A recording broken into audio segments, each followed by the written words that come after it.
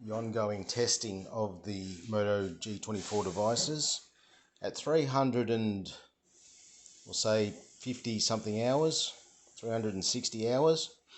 I installed the Samsung Galaxy Wearables Watch Manager and Samsung Health. It's now at 366 hours, so I did it this morning.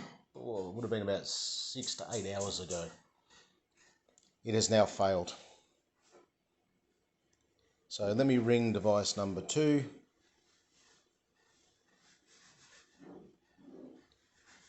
Okay, nothing.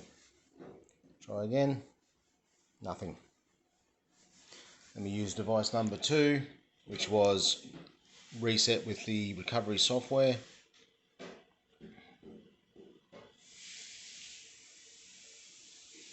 And since it's been recovered, it has no Samsung software installed. Okay, call device number 1, put it on speaker.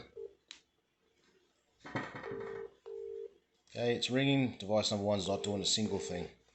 Okay, so now I'm going to attempt to remove all the Samsung software and see what happens.